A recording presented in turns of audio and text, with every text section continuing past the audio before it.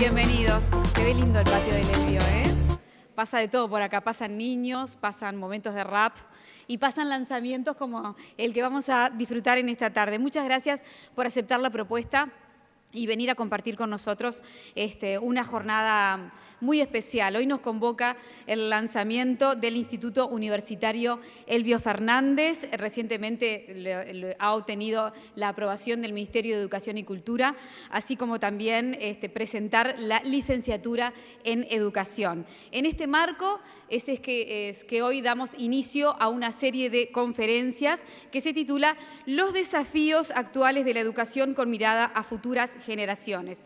Esto está organizado por el Instituto Universitario Elbio Fernández, la Sociedad de Amigos de la Educación Popular, la Escuela y Liceo Elbio Fernández, Red Solario Uruguay y Redaje Uruguay. Este ciclo cuenta con la participación de reconocidos panelistas que vienen desde acá, del ámbito nacional, pero también internacional. De hecho, hoy tenemos dos que han cruzado desde la República Argentina, dos referentes en el ámbito de la educación y seguramente vamos a disfrutar mucho de todos los conocimientos que tienen para compartir con nosotros. También queremos agradecer a las autoridades que nos acompañan hoy. Robert Silva, presidente del COICEN, gracias por venir y aceptar la invitación. La secretaria técnica en la Dirección Nacional de Educación del Ministerio de Educación y Cultura, Magíster María del Rosario Rodríguez, y nuestra vicepresidenta que está por llegar en un ratito. Saben ustedes que las jornadas de los políticos a veces están complicadas, así que minutos más, minutos menos vamos a contar con la presencia de ella. ¿Les parece si invitamos al escenario a las autoridades de la institución? Señor Enrique González de Toro, presidente de SAEP, Juan José Villanueva, decano de Instituto Universitario Elbio Fernández, y doctora María Inés Vázquez, directora académica del Instituto Universitario Elbio Fernández. Enrique, te damos la palabra para que nos cuentes.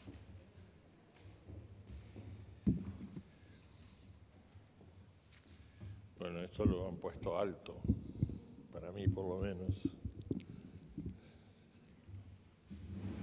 Ahí está, ahí está. Bueno, buenas noches. Un gusto de encontrarnos con todos ustedes en una instancia y una fecha importante para nuestra institución. Nosotros, la Sociedad de Amigos de la Educación Popular,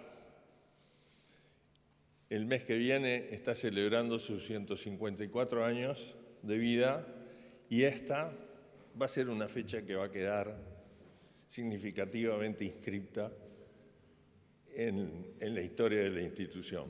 Ha sido un largo proceso llegar hasta acá.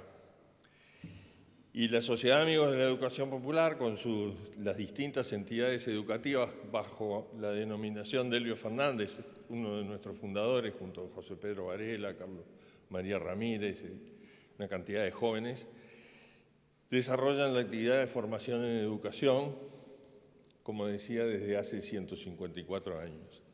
Y tienen por objeto, y lo más importante de esto, es la jerarquización docente. Siempre se habla de la jerarquización docente y es un tema central en toda la gestión educativa y es un tema central en esta institución, que el país además debe tener como preocupación central permanente. Los docentes preparados para educar a jóvenes que ya son parte de un mundo cambiante en forma permanente. Y el objetivo central de este Instituto Universitario Elbio Fernández, que inicia sus actividades hoy con la tradición educativa del Elbio, es justamente enfocarse en eso. La reciente aprobación del Instituto Universitario Elbio Fernández por parte del Ministerio de Educación y Cultura y la Presidencia de la República, tras una gestión iniciada por la SAEP ya hace bastante tiempo, representa la continuidad y la profundización de su Instituto de Formación Docente que inició sus cursos en el año 2013. Ese Instituto de Formación Docente del que nos sentimos orgullosos y que su primera generación de egresados fueron 2 maestras, ya lleva 6 generaciones de egresados a través de sus 2 carreras, la carrera de maestro y la carrera de maestro de primera infancia que se agregó posteriormente. En estos años, como decía, el número de egresados ha ido creciendo en forma constante, lo que a nosotros eso representa la valoración de la propuesta y sobre todo el rigor en los tiempos formativos que aseguran una importante salida laboral. La Sociedad de Amigos de la Educación Popular vio en el Instituto de Formación Docente una necesidad en función de múltiples aspectos que hoy son debatidos en el marco de las reformas de la educación que el país está planteando. Y reitero, la formación docente es clave. Las directivas anteriores de la SAEP se ocuparon de prepararlo y nos tocó a nosotros, junto con dos personas que quiero mucho y están acá y que las quiero nombrar, la magíster Sonia Escafo y para nosotros siempre ha sido el profesor Robert Silva, mi amigo Robert, nos tocó trabajar en la habilitación de ese instituto. Nos tocó trabajar en el rediseño de la propuesta del Instituto de Formación Docente y su puesta en marcha. Y trabajar posteriormente en su lanzamiento y después en el Instituto Universitario Elbio Fernández, cuya licenciatura en Educación es el primer paso. Y siempre tuvimos, en esas conversaciones largas de ir gestando cosas para tratar de mejorar nuestra propuesta, siempre tuvimos como norte, y eso también lo compartimos con los directivos de SAEP que hoy están acá, tuvimos como norte llegar al Instituto Universitario. Nos parecía que este Elbio, y bajo esa denominación que abarca desde los kinder, que ingresan con meses, luego la escuela y liceo, los bachilleratos extra edad, la propuesta docente, teníamos que llegar a esta institución universitaria. Y ese carácter universitario de este flamante centro representa un paso sustantivo, toda una construcción diferente por la investigación, la transversalidad, por la extensión, por el énfasis en la conjunción teórico-práctica de las propuestas académicas.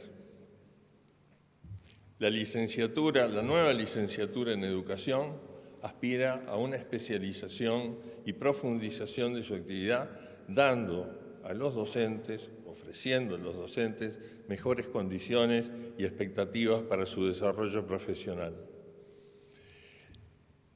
Vivimos nuevos tiempos, entonces la interacción presencial y virtual facilitará la participación de docentes, tanto nacionales como extranjeros. Y en ese marco ya tenemos acuerdos con universidades de distintas partes del mundo en ese relacionamiento institucional y que algunos de esos docentes, de esas universidades, forman parte de los docentes que estarán en la formación de quienes participen de esta licenciatura. Los tiempos cambian.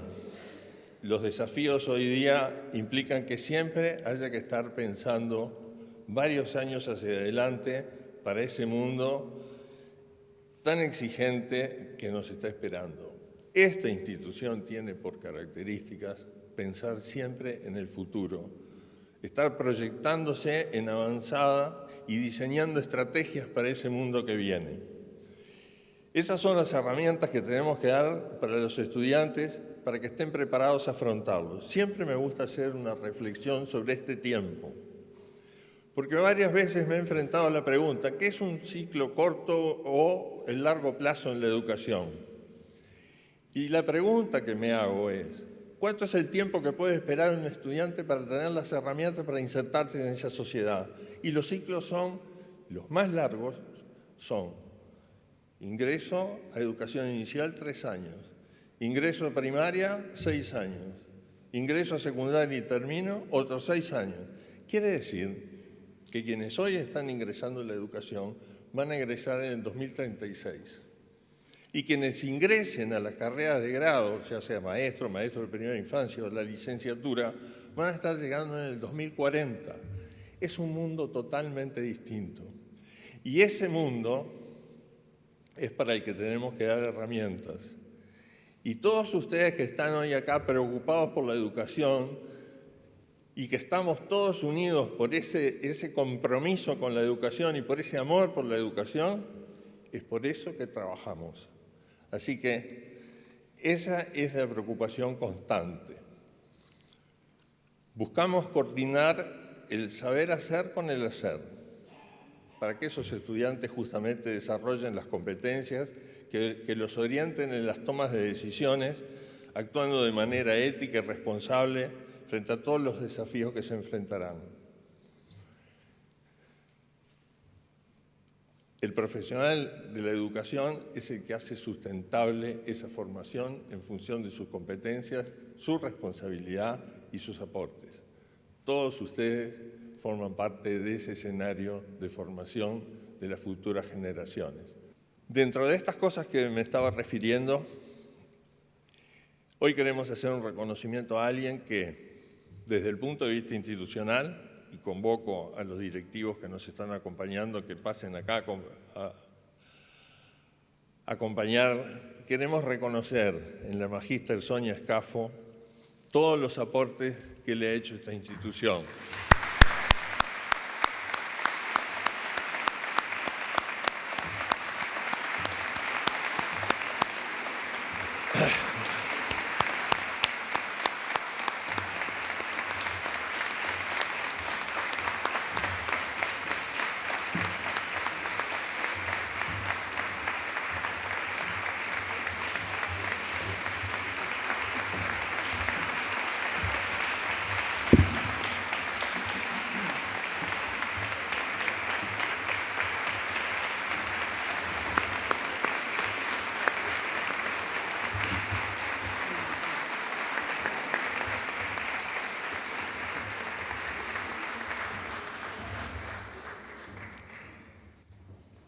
Quiero decir unas palabras.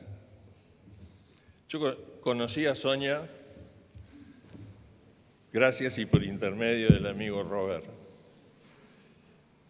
La tarde que nos planteábamos cómo vamos a llevar adelante esta propuesta del Instituto de Formación Docente.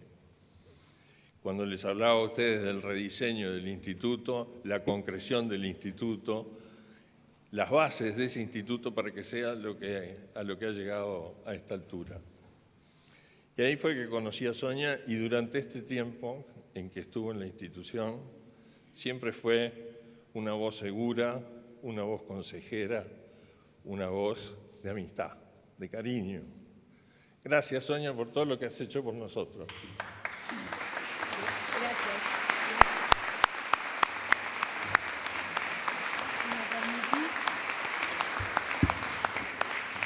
El agradecimiento es mío por haber podido ser parte de esta institución, conocerla desde adentro. Recuerdo el día que Robert me invitó para venir y ahí conocí a Enrique y empecé a adentrarme en esta institución desde adentro, a sentirme tremendamente identificada y orgullosa de que el país pudiera tener instituciones que son el reflejo de la mejor historia educativa del país y eso se vive, se palpita y se penetra en cada uno y a su vez tenga la visión tan clara de un futuro esperanzador, de un futuro de la educación y la habilidad de estrategas de poder llevarlo adelante. Yo solo puedo dar un agradecimiento y pedir disculpas por todo lo que quedó en el camino, que si estuvo en mis manos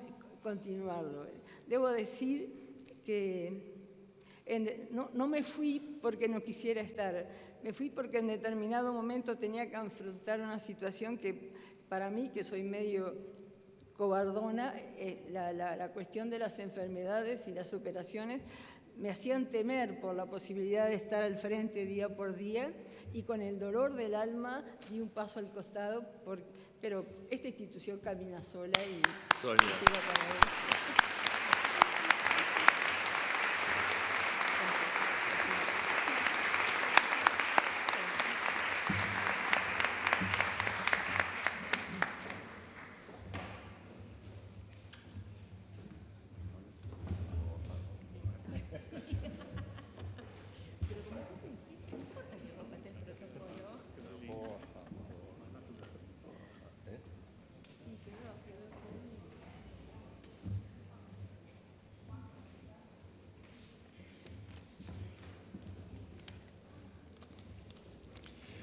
Buenas noches a todos.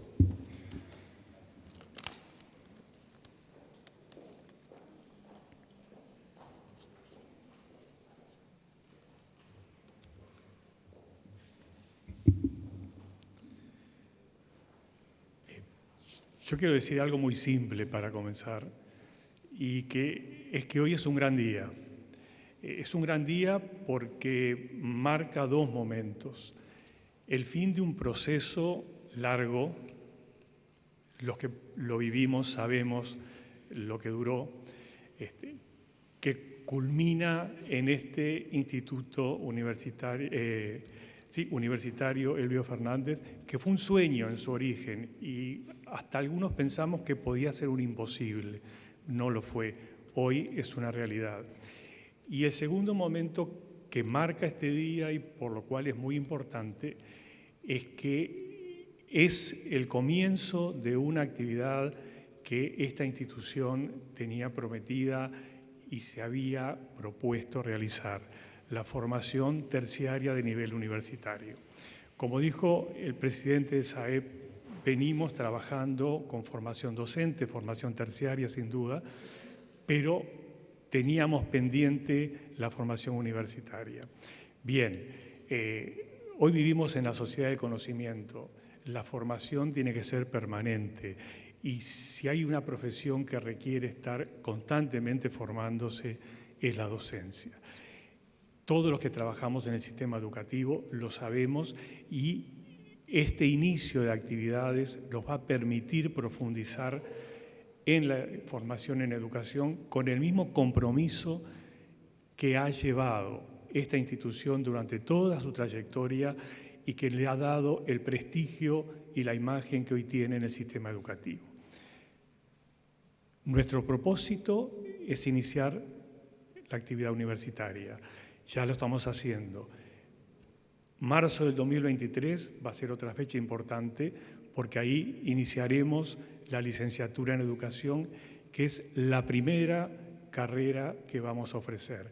No la única, porque somos ambiciosos, quizá atrevidos, si ustedes quieren, una cuota de inconsciencia, pero queremos que esto se amplíe y que podamos continuar con los cursos de formación terciaria a través del tiempo. Lo vamos a hacer, estoy convencido de que lo podemos hacer porque contamos con un equipo docente altamente capacitado de profesionales uruguayos y extranjeros que ya comprometieron su participación y sin ningún tipo de condicionamiento ya están trabajando para que el año que viene la licenciatura se pueda concretar. Y porque también contamos, que no es menos, con personal de la institución que ya se ha comprometido y está trabajando con total responsabilidad en este proyecto educativo. Simplemente quiero, en lo personal, manifestarles que es un honor para mí formar parte de este proyecto y agradecer a las autoridades que han confiado para que yo sea parte de este equipo. Espero que se concrete y con el equipo que tengo a mi alrededor no dudo que vamos a lograr los mejores resultados. Muchas gracias.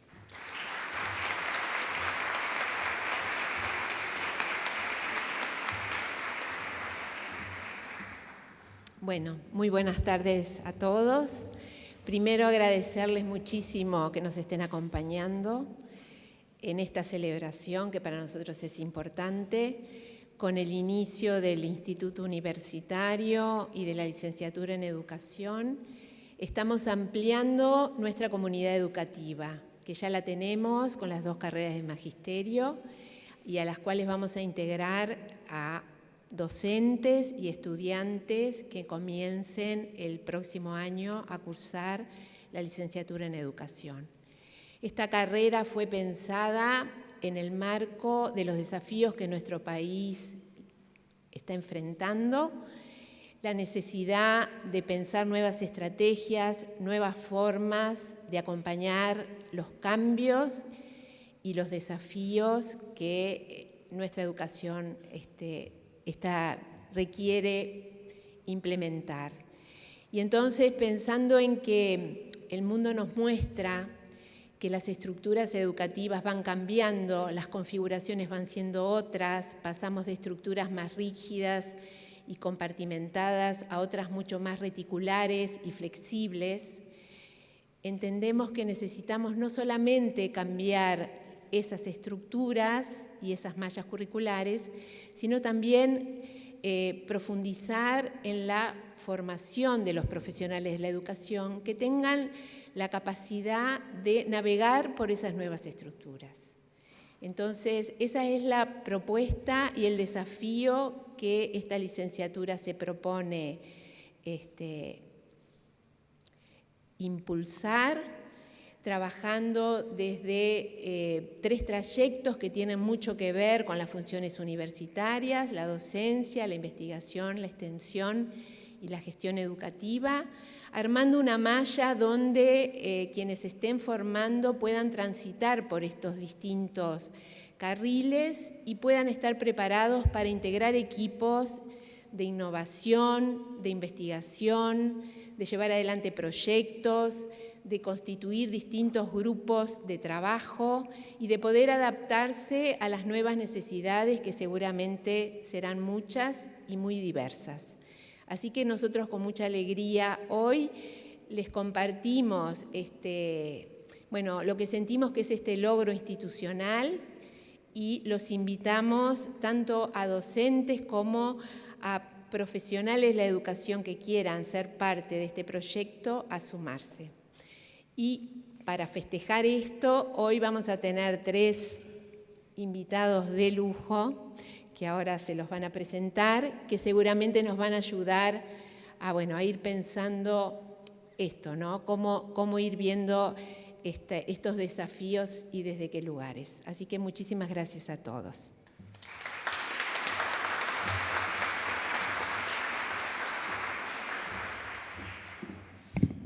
Bueno, vamos a presentar entonces y a pedir que suban al escenario los conferencistas, a la magíster Rebeca Anijovic, al licenciado profesor Bernardo Blechmar y al magíster Amadeo Sosa Santillán, quien va a ser el encargado de moderar el encuentro. Les queremos decir que al finalizar las exposiciones vamos a abrir un espacio de intercambio de preguntas.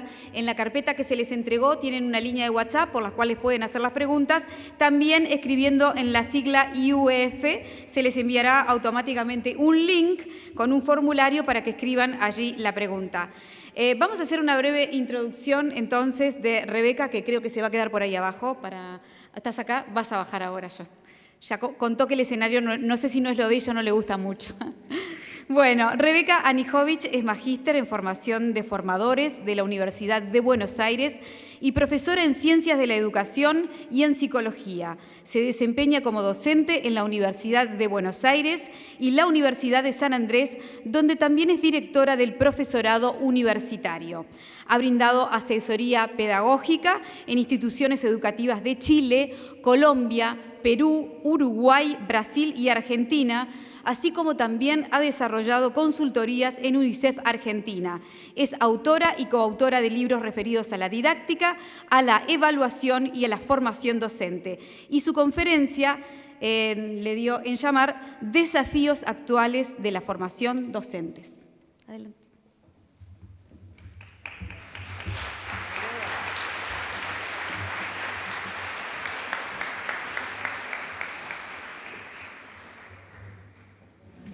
Buenas noches, no sé, ya perdí la noción del tiempo, pero feliz de estar acá, feliz de celebrar, seguir educando. Es una apuesta para que vivamos en un mundo mejor, más democrático. Así que felicitaciones al Instituto y feliz de que continuemos formando docentes. Pensé mucho sobre qué compartir en un espacio corto de tiempo, pensando en el futuro, como bien decía en la presentación, dentro de cuántos años van a egresar nuestros niños y a qué mundo, ¿no? Entonces, no me voy a detener a pensar en cuáles son los contenidos, la malla curricular, sino quiero compartir con ustedes esta idea de qué va a entramar esa malla curricular de contenidos, de saberes, y pensé en la idea y en la metáfora del tejido, ¿no? De cómo vamos a ir tejiendo esos hilos para ir formando esos futuros docentes.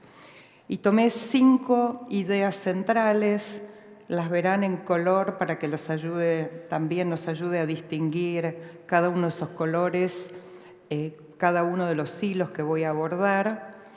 Y voy a empezar con el primero, que es como el hilo de la práctica reflexiva.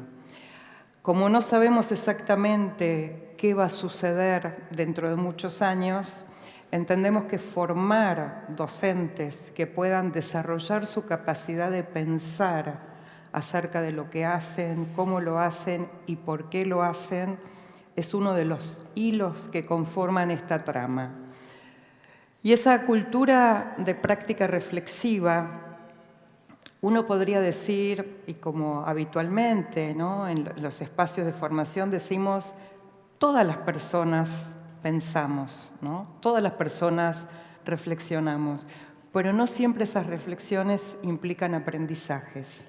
Lo que estamos diciendo aquí es que este hilo tiene un propósito que es formar docentes reflexivos que provoquen aprendizajes, por supuesto para sus estudiantes, pero también para sí mismos. Esa formación reflexiva incluye, implícita o explícitamente, la idea de preguntarnos, ¿no?, de todo el tiempo, esas preguntas que nos hacemos, ¿por qué? ¿Cómo?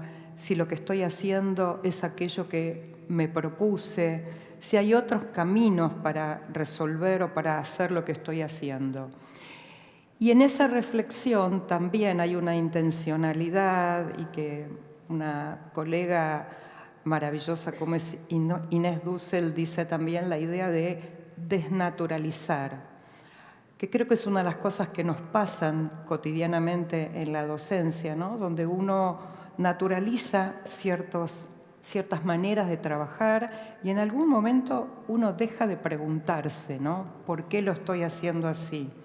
Y entonces la práctica reflexiva tiene esa intencionalidad, ¿no?, volvernos a preguntar por lo que es obvio, por lo que hacemos cotidianamente y lo hacemos hace mucho tiempo, volver a pensarlo porque no necesariamente hay que cambiarlo.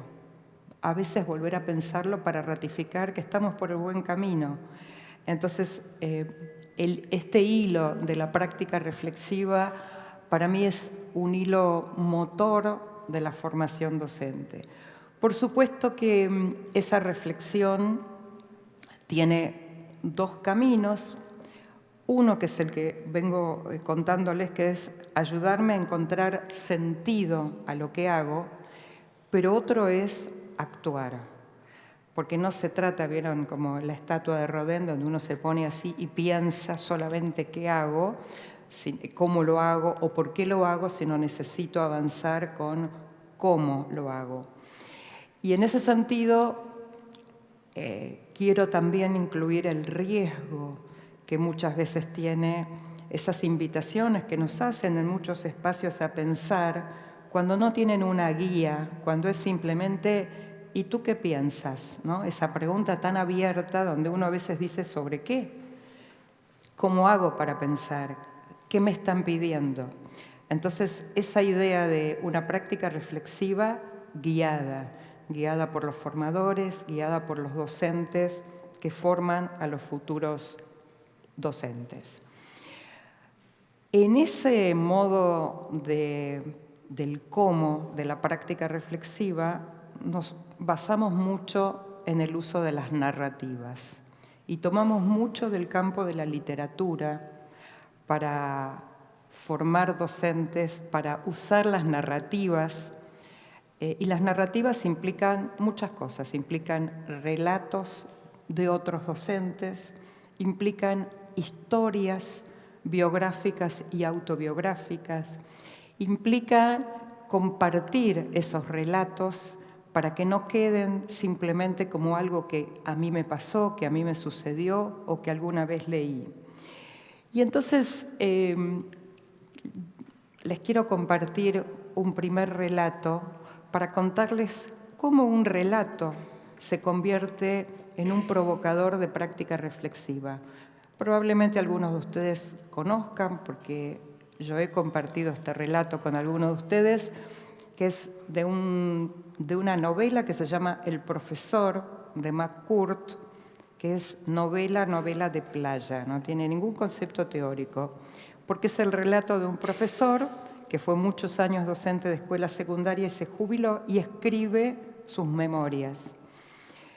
Y al inicio del libro hay un relato que es algo que le pasa a él el primer día que empieza a dar clases en una escuela secundaria con estudiantes de 15 años, y entonces él se para frente al aula y tiene que empezar a dar clase, y un alumno arroja un sándwich que le cae acá. Y ahí comienza su periplo reflexivo. Empieza a preguntarse, ¿qué hago? Y dice cosas como, por ejemplo, tantos años estudiando en la universidad y nunca me dijeron qué hacer con un sándwich volador. Me enseñaron filosofía de la educación, me enseñaron psicología evolutiva, pero no qué hacer con sándwich volador. Y esa primera reflexión, lo que él hace todo el tiempo es, estoy pensando no solamente qué hacer, sino él dice, este es mi primer momento en mi primer día de clase. Entonces, lo primero que hace es decir, oye. Y él dice, esta es mi primera enunciación como profesor. Muchos años estudiando para decir, oye. Y por supuesto, no sabe qué hacer. Y entonces empieza a reflexionar para sí mismo y dice, ¿qué debería hacer? ¿Echar al alumno que tiró el sándwich? Si lo echo, es probable que sea mi primer y último día en esta escuela. ¿Debería decirle qué mal que tiran comida cuando en el mundo hay gente que se muere de hambre? Y así empieza a pensar alternativas hasta que toma una decisión, se come el sándwich. Los alumnos lo aplauden y él dice, ya está, tengo ganado mi año escolar. Después hace un bollito con el papel de aluminio que envolvía el sándwich, lo tira y en boca, lo vuelven a aplaudir. Dice, maravilloso, ya está. Lo único, dice, no sé qué hacer ahora, cómo saltar de esta escena a empezar mi clase de literatura, que es lo que él tenía que hacer. Pasa la directora de la escuela y lo llama y le dice, le quiero decir, usted es nuevo acá, los profesores no comen en clase. Bueno, el resto de la novela, léanlo, pero este es un ejemplo del uso de un relato, una narrativa, para formar profesores reflexivos, porque por supuesto hay 1000 alternativas que este docente podía haber hecho y invitarnos a quien formamos docentes a usarlo, por supuesto, como un ejemplo. Y el segundo ejemplo que quiero tomar tiene que ver con las autobiografías, que también forman parte de las narrativas, y por eso estos dos ejemplos para mostrar el valor que tiene las narrativas en las prácticas reflexivas. Y quiero contar, y me traje, a esta edad ya me olvido de algunos nombres y después digo, este es un libro de tapa blanca, entonces lo traje escrito. Es de un relato de Jorge La Rosa, de un libro que se llama Retratos de los Maestros, y lo que él hace es juntar relatos de distintos maestros. Y fíjense, en este muy cortito, es del diario de una maestra que se llama Dolores Medio, y cuenta así, es un profesor de dibujo con niños de 7, 8 años, y una de sus exalumnas, que se llama Irene Goll, escribió este texto. Dice, el profesor colocó una silla sobre una mesa e invitó a los alumnos a dibujarla. Irene no había comprendido muy bien lo de la perspectiva y el punto de vista y se limitó a dibujar la silla tal cual como la veía. Cuando terminó el dibujo, el señor Bonnard la aplaudió, como también aplaudió con entusiasmo los dibujos de los distintos niños. Irene se sorprendió de que ninguna de las sillas dibujadas se parecía entre sí. aunque todas eran, según dijo el profesor, exactas reproducciones del mismo modelo. Ahora Irene piensa que esa primera lección de perspectiva fue también para ella la primera clase de filosofía y que en ella aprendió que no existe la verdad, sino que toda verdad es subjetiva y que es absurdo y pretencioso creer que nosotros, y solo nosotros, tenemos razón cuando expresamos nuestro punto de vista. Ahora que es profesora, recuerda siempre esa lección. Se agarra siempre a esa silla cuando se siente tentada a juzgar a sus alumnos. Y uno diría, aquí hay relato autobiográfico. Cuando formamos futuros docentes necesitamos recuperar su biografía escolar, necesitamos contrastar los modelos que han tenido a lo largo de su historia y contrastarlos con los nuevos contextos, con los nuevos desafíos, con los nuevos estudiantes que somos, porque cada docente ha dejado en nosotros huellas profundas, algunas que queremos olvidar y muchísimas que queremos recordar. ¿Cuántos de nosotros podemos decir, recuerdo a esta maestra que me marcó, recuerdo a este docente que me impactó? Y hablar entonces de aquellos docentes que nos dejan huella. Así como tenemos las reflexiones como el primer hilo, el segundo hilo es la enseñanza, ¿no? La enseñanza, que es una actividad práctica con mucha base teórica. No hay dos situaciones de enseñanza iguales. Ustedes podrían pensar que el incidente del sándwich le va a volver a pasar a ese docente. Imposible. Y seguramente le van a pasar muchas otras escenas. Y nosotros no podemos formar a los docentes para cada una de esas situaciones específicas, ¿sí? Pero sí podemos formarlos para trabajar con la incertidumbre, para trabajar con lo inesperado, para trabajar con el cambio, para trabajar con un mundo flexible. Y allí, Philippe Mérieux, Tardif, un montón de autores importantes hablan de lo que llamamos los saberes del oficio. Los saberes del oficio, y piensen no solo en un maestro, ¿no?, en un artesano, en un zapatero, son esos saberes que no son codificables justamente porque no hay dos situaciones iguales y que la mejor manera de enseñarlos es mirar, ¿no?, al otro hacerlo. Bueno, la formación docente necesita de los docentes con oficio para mostrarnos cómo lo hacen, para contarnos los secretos del oficio, porque no hay mejor manera de aprender mirando, escuchando lo que le pasó, los relatos. Entonces, son saberes que nos permiten orientar nuestra práctica, son saberes que deberían venir de voces diferentes, porque no hay un único modo de ejercer la docencia, hay muchísimos modos de ejercerlo. Cómo recuperar la experiencia que tienen los docentes veteranos, los docentes con más años de experiencia y que formen parte de la construcción de esos saberes del oficio. También los saberes del oficio implican hoy en la formación docente conectarnos con otras disciplinas. Ser docente hoy significa interactuar, por ejemplo, y conocer qué pasa con la arquitectura, cómo los espacios nos ayudan a enseñar distinto. Y eso significa que no tenemos que aprender solo pedagogía, solo filosofía, solo psicología, sino interactuar con otras áreas disciplinares que nos permitan enriquecer nuestras propuestas. Hoy hablamos de usar distintos espacios adentro de la escuela, afuera de la escuela, espacios virtuales, pero también espacios físicos, modos distintos de agrupamiento, modos distintos de agruparnos con los estudiantes. El tercer hilo es el de identidad docente. Y aquí me permití tomar un texto poco conocido de Gardner, pero es muy interesante. El texto se llama buen trabajo cuando ética y excelencia convergen.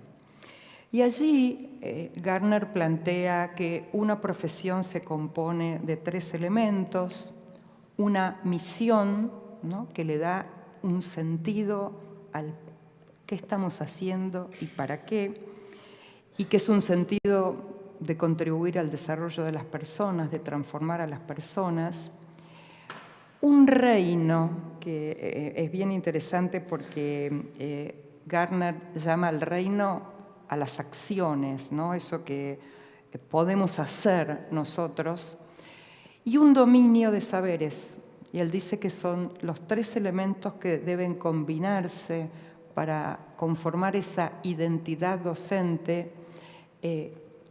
Y él dice, como muchos autores, que hay algo que no cambia, porque por supuesto el reino de las acciones cambia, depende del contexto, los saberes cambian, depende del contexto, pero no cambia la misión, ¿no?, de contribuir al desarrollo de las personas, de transformar a las personas para vivir en un mundo mejor.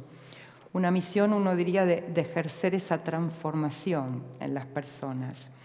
Y en ese libro, él no habla de la docencia, habla del periodismo, y todo el tiempo, del periodismo y de otras profesiones, y todo el tiempo él dice: necesitamos saberes, pero necesitamos una ética profesional. Hay una responsabilidad en términos de los valores que vamos a poner en juego. No es una actividad técnica, no es una actividad que simplemente tengo que aprender a planificar. Es una actividad que pongo en juego valores morales y éticos. Y me parece que es un aporte, como tantos otros que ha hecho Gardner, muy interesante a pensar. Y esa identidad que combina misión, reino y dominio implica formar docentes con un compromiso hacia la idea de la innovación pedagógica, el cambio y la investigación. Muchas de las cosas que plantearon cuando presentaron la nueva licenciatura, como hacia dónde va esa nueva propuesta, la idea de enseñar a preguntar, a escuchar y a observar más que hablar. Hoy en la radio me preguntaba la periodista y los periodistas que el problema de los docentes con la voz y que muchas veces los docentes necesitamos un poco de silencio en algún momento, y yo les decía a los docentes: tenemos que hablar menos y tenemos que dejar hablar y hacer más a nuestros estudiantes. Entonces, enseñar a preguntar más que a responder, a favorecer conversaciones expansivas que generen más profundidad frente a un mundo veloz y superficial que estamos viviendo. Un docente capaz de articular acuerdos adentro del grupo, acuerdos con otras instituciones. Un docente capaz de abordar la diversidad de los estudiantes. Sabemos que no hay grupos homogéneos. Todos nuestros grupos de estudiantes son heterogéneos, son diversos. Tenemos que formarlos para que puedan abordar el trabajo con la diversidad. Y, por supuesto, asumir una orientación ética. Y un aporte que quise sumar, porque en esto del trabajo con otras disciplinas, Steiner es alguien que ha escrito mucho sobre la educación artística. Y él dice que todo docente que se forma debería recibir educación artística. Y fíjense, no las voy a leer, pero él dice: estas son las 8 ideas que justifican por qué un futuro docente debería también tener formación en las artes, ¿no? Ayudan a realizar apreciaciones con sentido sobre relaciones cualitativas, favorecen buscar y tener múltiples perspectivas. Bueno, es un maravilloso aporte de alguien que es experto en la educación artística y que, mirado desde la sensibilidad, desde las emociones, que es un tema que está tan dando vueltas en estos momentos, también sería un aporte a la conformación de esta identidad. El hilo 4, y ahí me fui un poquito a la práctica, ¿no? No solamente a las cuestiones, si quieren, más filosóficas, sino algunos ejemplos de experiencia que en otros lugares del mundo están haciendo en términos de la formación docente. Y fui muy específica, ¿no? Muy concreta aquí en las ideas. Por ejemplo, cuando inician la formación docente, proponerles seguir a algunos estudiantes que están hoy en segundo grado, el año que viene en tercero y el próximo en cuarto, y seguir el aprendizaje y ver qué pasa con esos niños o con esos adolescentes aprendiendo. Si quieren, como un ejemplo de tipo de trabajo práctico, ¿no? En la formación. La identificación de los modos de participación de los estudiantes en formatos virtuales o presenciales, seguir esa línea, y esas líneas pueden tener que ver con los intereses que tengan los futuros maestros. Participar en reuniones de padres apoderados, que en general poco de eso se habla en las formaciones docentes. Diseñar materiales didácticos y ponerlos en uso, practicarlos y ver qué pasa con esos materiales. Entrar en contacto y documentar buenas experiencias que hay en otros lugares del mundo, pero de maestro a maestro. Entrevistar a un maestro que trabaja en cualquier otro lugar del mundo y ver cómo trabaja y ver qué puedo aprender de él. Enseñar en diversos espacios y diversos tiempos, solo a modo de ejemplos, de experiencias que implican, como ustedes verán, que la práctica esté al inicio de la formación docente y no al final de la misma. Fíjense aquí, este es un ejemplo de una plaza. En esa plaza, un equipo de profesores de música en una ciudad de Brasil armó esos instrumentos con la intención de que los niños de la escuela puedan usar esos instrumentos en la plaza, pero que también cualquier niño que no va a esa escuela pueda hacer uso de esos instrumentos. Y eso tiene que ver con pensar en el uso de diferentes espacios y de espacios públicos, no solamente espacios de otras instituciones. Y el último punto, que para mí el último hilo, que no es menor, que es aprender fuertemente a trabajar con el concepto de evaluación formativa. Así como el mundo está cambiando, nosotros tenemos que cambiar la mirada sobre la evaluación.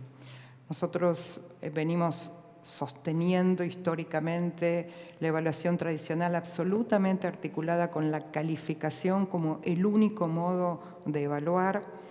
Y nosotros tenemos hoy una oportunidad que de alguna manera la pandemia acercó a la idea de no solamente evaluar a dónde el estudiante llega, sino evaluar el recorrido y el avance que hace como proceso de aprendizaje. ¿Por qué? Porque tenemos mucha innovación en el campo de la enseñanza y poquísima innovación en el campo de la evaluación. Y hoy sabemos que necesitamos que haya coherencia entre los modos de enseñar y los modos de evaluar. Si yo enseño de manera creativa, si enseño utilizando diversidad de recursos, si enseño haciendo que el estudiante sea protagonista del aprendizaje, no puedo seguir tomando una prueba escrita multiple choice como último y único recurso de evaluación. La evaluación tiene que ser ese lugar donde el alumno aprenda, reconozca sus fortalezas, sus debilidades y entienda que se siente orgulloso de mostrar lo que aprendió. Y eso implica permitir que el estudiante elija la forma en que quiere mostrar lo que aprendió.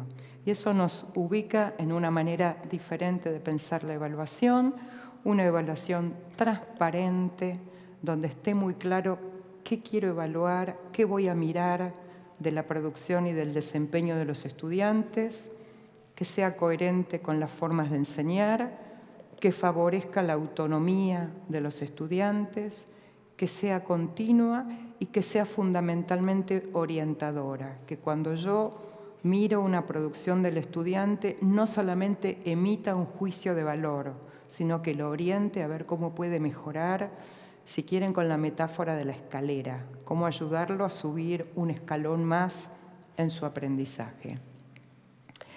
Voy llegando al final antes de que Amadeo me diga que te quedan unos minutos. ¿Está perfecto? Muy bien. Dos ideas centrales para cerrar. La primera, ¿cuál sería el sentido más profundo de la formación? Formar individuos que puedan pensar por cuenta propia, capaces de actuar pensando en las consecuencias de su actuar y capaces de cuestionarse, interrogarse a través de una actitud reflexiva y autónoma, ya que se trata de una praxis, como les decía hace un ratito, que se desarrolla siempre en situaciones singulares. No va a haber dos escenas del sándwich iguales. Y volví a recuperar la idea del tejido, ¿no? Que es con la idea con la que abrí esta presentación. Y dice Teresa Lanceta, que es una barcelonesa que diseña tapices y que teje entramados maravillosos, que tejer se formula como un código abierto de ruptura y repetición del que leer, transformar y transmitir un conocimiento siempre complejo y plural, como lo es la formación docente. Un modo de hacer sin boceto previo, en el que figura y fondo, objeto y lenguaje, soporte e imagen se construyen a la vez asumiendo lo imprevisto, equívocos y aciertos. Aceptar lo inesperado es para Lanceta una forma de aprendizaje de un código primigenio y universal que manifiesta claramente una ley interna, una ley que traspasa fronteras físicas, temporales y culturales. Ella, como muchos tejedores en Latinoamérica, cuando uno les pregunta si tienen alguna idea, ¿no? Tienen escrito o dibujado lo que van a tejer, la respuesta es: lo tenemos acá y vamos anudando y vamos articulando un hilo con el otro. Hay algo de eso en la formación docente. Muchísimas gracias.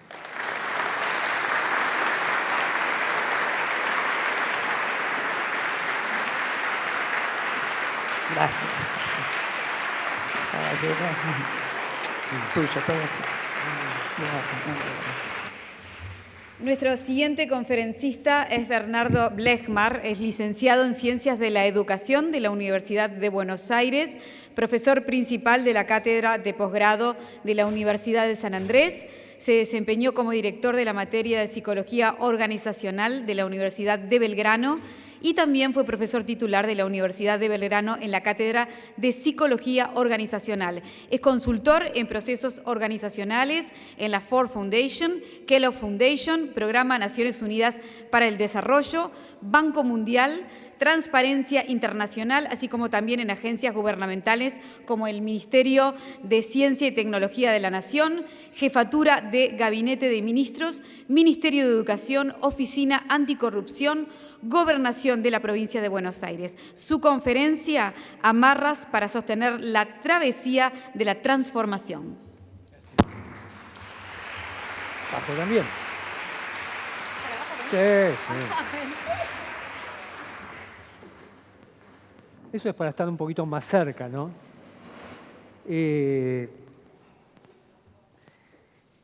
La primera cosa que me venía a la cabeza, quiero tomar un hilo de lo que vos planteaste, Rebeca, así que es maravilloso la idea de trama, pero me quedaba pensando que las presentaciones iniciales, la del instituto, que por supuesto felicitamos la posibilidad de poder lanzarla, el instituto universitario, lo que escuchamos recién de Rebeca, uno tiene la sensación que después de escuchar todo eso, de vivirlo de Sonia, hay cosas que siguen ocurriendo en uno más allá de que haya terminado la clase. Yo me sigo pensando todavía lo que Rebeca estuvo diciendo. Y habitualmente uno sabe en los procesos escolares que termina una materia y empieza otra. Y a mí me falta ese espacio de vacío entre ese momento y el que viene para seguir viviendo, pensando y dándole una vuelta a ese pensamiento que nos está conmoviendo. Así que yo diría, una buena conversación, una buena clase, no termina cuando termina, sino que sigue en lo que cada uno de nosotros va pensando. Y sería bueno dejar ese espacio. Lamentablemente es de noche y yo tengo que hablar, así que no vamos a tener demasiado espacio, pero vale la pena procesar eso. Cuando hablamos con Rebeca, con María Inés, etcétera, con los organizadores, dijimos, sería bueno dar esta segunda parte porque Rebeca hizo una maravillosa pensamiento acerca de las cosas que están construyendo esa formación docente. Y a mí me parecía interesante tomar casi el cómo. Y lo que voy a plantear, y lo que vamos a tratar de plantear es alguna serie de ideas acerca de lo que hoy podemos llamar la gestión del cambio. Es decir, que va a tener un enfoque más del cómo, de cómo procesar de algún modo los procesos, digamos, de cambio y de transformación. La primera cosa que uno podría decir es que efectivamente hay un instrumento clave, por lo menos en mi percepción acerca de esto, que son las palabras. Las palabras tienen no solamente una idea de transmitir algo, sino de accionar situaciones. Cosas que decimos provocan situaciones y nos plantean también algunas distinciones que nos ayudan a diferenciar cosas y ser más efectivos en esto que también Rebeca hablaba del accionar. Una palabra que para mí hace mucho sentido en los procesos de transformación es la palabra de transparencia. Y es fácil de ver, si me ayudan un poquitito, tu nombre. Laura, si vos mirás hacia este lugar, ¿qué es lo que estás viendo? A dos personas. Maravilloso, maravilloso, ¿está bien? En tu caso, un afiche. Es bien interesante porque nos da una idea de qué es transparencia. Claro, está muy bien lo que ven. Sin embargo, hay algo que es muy interesante y es que antes de esas figuras y de mí, hay otra cosa que está delante de los ojos de ustedes, que son los lentes. Los lentes, ¿no? Porque uno dice, ¿por qué no dijo los lentes? Y no dijo los lentes porque los lentes son transparentes. ¿Y qué quiere decir transparente? Que uno atraviesa esa situación porque está tan incorporada automáticamente a uno que deja de llamarle la atención esto que está delante y atraviesa eso. ¿Se entiende esto? Ahora, ¿por qué hablamos de transparencia? Porque nosotros necesitamos una cantidad de acciones que son transparentes en la vida institucional, en las escuelas, por las cuales no pensamos. Y está buenísimo, porque si tuviéramos que pensar qué paso doy ahora para caminar, sería complicado. Y hay una cantidad de cosas que son transparentes. La transparencia son automatismos, recurrencias que nosotros tenemos y que nos permiten ocuparnos de algunas cosas que no son recurrentes. ¿Hasta acá es claro? Ahora, fíjate que si hubiera una rotura en el vidrio, o estaría sucio, cosa que no está, uno dejaría de ver eso que veía y atendería a esto que está roto o no funciona. Bueno, en términos de filosofía se llama un quiebre. Un quiebre es una ruptura de la transparencia. ¿Acá es claro? Porque ahí convoca la atención a algo que hasta ese momento era un automatismo. Bueno, nuestro mayor quiebre planetario de hace 2 años fue la pandemia. La pandemia puso un quiebre en las cosas que veníamos haciendo. Y eso generó un tema de la gestión de cambio que se llama responder al quiebre externo. No lo provoqué yo, pero hay algo que pasa y lo que exige se llama capacidad de respuesta. La capacidad de respuesta es cuando viene un quiebre que no lo provoco yo o nosotros, pero lo que nos convoca a responder qué hacemos con eso. Y eso a nivel de educación fue una revolución a nivel de política, a nivel de economía, que a mi modo de ver en educación la verdad es que dio un salto enorme, sería todo un tema, no así en política y no así en economía probablemente. Pero es claro hasta acá, ese es un quiebre. Las transparencias nos habitan a nosotros y las transparencias nos habitan en nuestras organizaciones. De hecho, están así que ahí vamos a encontrar uno de las puntas de la gestión de cambio, que se llama, dicho por un colega mío, Leonardo Schwarzenegger, decía, las organizaciones son aparatos para no cambiar. No sé si les suena algo de eso. Las organizaciones están construidas para no cambiar, pero no es algo malo, es que recurrimos a hábitos, procesos, políticas que se van alimentando y realimentando, de tal manera que llega un momento que rechaza cualquier situación. También nos pasa en lo personal. En muchos casos, ni siquiera admite a algo nuevo. Es decir, podemos incluir al nuevo siempre y cuando deje lo nuevo afuera. No sé si es claro. En algunos equipos pasa eso. Cuando opines y pienses como nosotros, adelante. Ahora podemos conversar. No sé si es claro. Ok, entonces tenemos por un lado las transparencias que de algún modo generan recurrencias, que generan invisibilidad inclusive, y como decía Rebeca, naturalizamos cosas. No voy a ir muy lejos, pero yo me acuerdo que vivía en una casa donde para una puerta había que dar un golpe. Esto es perfecto porque salió. No estaba pensado. Había que darle un golpe y la puerta abría. Y después de mucho tiempo, todos los que habitaban en esa casa sabían que para abrir esa puerta había que darle un golpe. Esto está, no sé. ¿Quién se da cuenta de que hay algo que no funciona? Aquel que no habita la casa quiere abrir la puerta y no puede abrir la puerta. Y entonces descubre que eso que estaba naturalizado como disfuncionalidad no es que es natural, es que no funciona. Y entonces esa mirada del nuevo puede cambiar algo que naturalizamos como lo que es así. ¿Se entiende esto? Pero nuevamente muchas veces dejamos entrar al nuevo, pero no lo nuevo, porque molesta, porque de algún modo nos convoca, nos desafía, nos interpela, nos incomoda. Entonces tenemos dos desafíos. Déjeme volver un poquito antes. Dijimos uno de los quiebres es lo que viene de afuera. Pero hay otro que es el que a mí me interesa por lo menos conversar hoy, que es el quiebre que nosotros hacemos en las transparencias. Es el quiebre que de algún modo decidimos hacer en nuestra práctica, en nuestra vida, en nuestras personas, en todo caso en nuestras organizaciones, para que algo sea distinto. De hecho, la creación de este instituto universitario es un quiebre en la transparencia de lo que venía siendo provocado por quienes decidieron hacerlo. No saben lo que se han ganado ahora. Porque siempre que hacemos un quiebre, algo se desestabiliza y pasan cosas.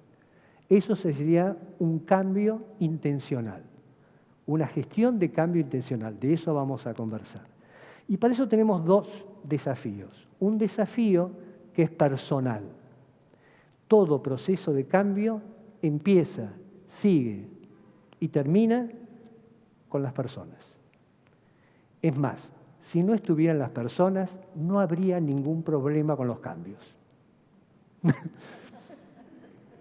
¿Se acuerdan cuando Clinton generó esa famosa frase, es la economía estúpido? Bueno, los procesos de cambio se llama, es la gente, nada más.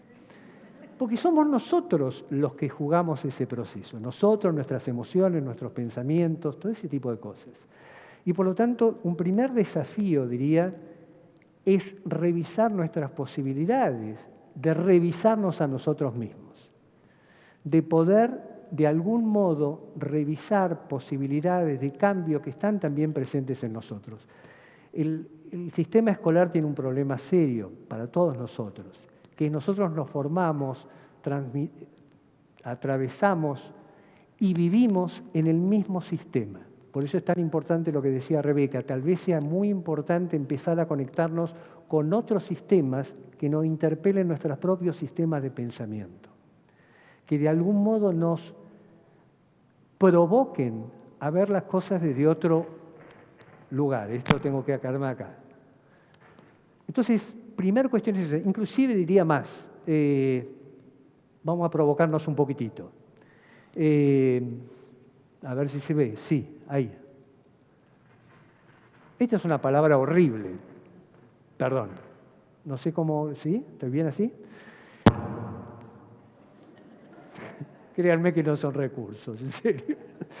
Traición es una palabra horrible, pero fíjense qué interesante, utilizada por Milán Kundera en un libro que la mayoría de ustedes conocen, que es La insoportable levedad del ser, donde hay un diccionario de palabras incomprendidas. Y entonces, ¿qué significa? Bueno, tomé un parrafito nada más. Decía ella, ¿qué es la traición? Es abandonar las propias filas e ir hacia lo desconocido. Ella no conoce algo más bello que ir hacia lo desconocido. Sabina es la protagonista. Y entonces tiene que traicionar algo de lo que son sus mandatos. Para poder crecer, tuvo que de algún modo traicionar la fidelidad que tenía frente a mandatos, historias, pensamientos que de algún modo la amarraban en algún lugar determinado.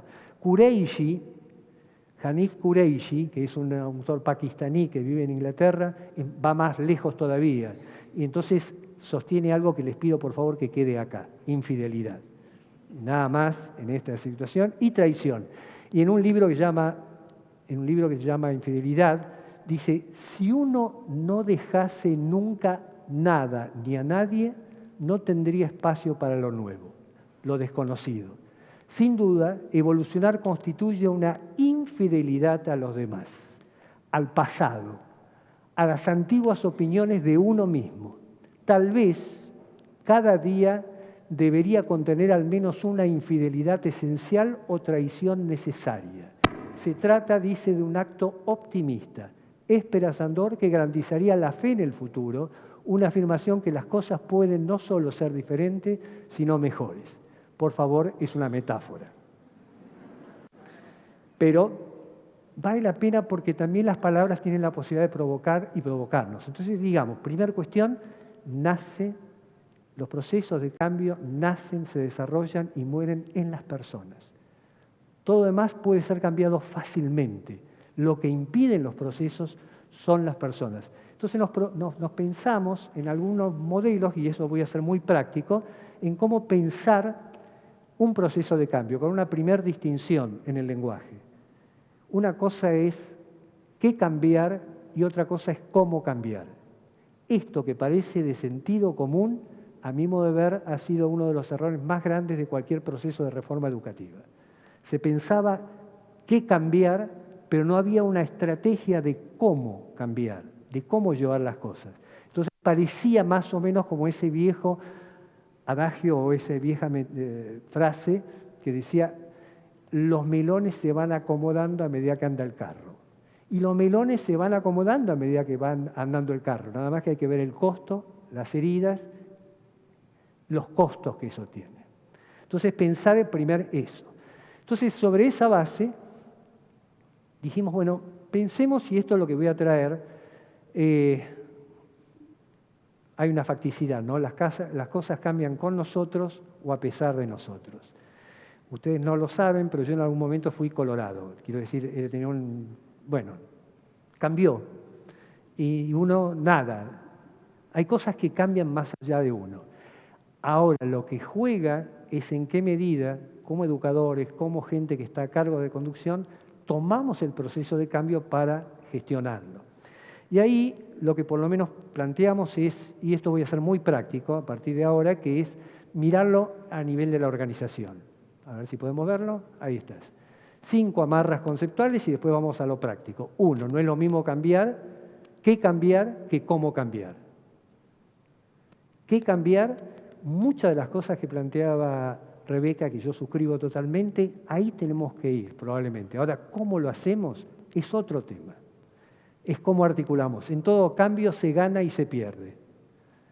Otra cosa que a mí muchas veces no decimos, en todo cambio se gana y se pierde. Aún en los cambios en que parece todo ganancia, hay pérdida. La tecnología es una maravilla, pero sabemos también las sombras que tiene los procesos tecnológicos, virtuales, de Internet, etcétera, etcétera, etcétera. Paul Virilio tenía un librito que se llama El arte del motor y decía algo tan de sentido común, decía, todo invento humano viene incluido con su desastre metido. Entonces hace dos cosas, que es muy interesante. Dice, sí, ¿cuándo existió el naufragio? ¿Cuándo existió el naufragio? El primer naufragio. Cuando inventaron el barco. Antes de los barcos no había naufragios. Antes del avión no había accidente aéreo. Ahora, no es que no hay que evitar el avión y el barco, pero cada avance trae su lado B. Y cómo se procesa el lado B depende mucho de lo que hagamos con eso. Siempre se gana y se pierde. Y si se pierde, hay lugar a un tema que también da para mucho, el duelo. Hay un duelo por la pérdida de un lugar, por la pérdida de una idea, de un modo de hacer las cosas, de una vivencia que teníamos, de un conocimiento que teníamos. ¿Cómo no va a haber recurrencias a alguien que hizo durante muchos años algo y en algún momento dice, che, ahora tiene que ser distinto? Y ahí aparece esa idea de la resistencia del cambio. Bateson decía, es un principio dormitivo. Todos tenemos resistencia al cambio que no nos gusta. No sé si es claro. Algo estoy haciendo mal yo, sin duda alguna.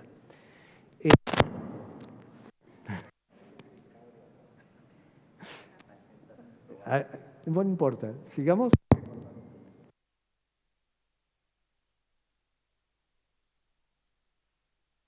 Sigamos.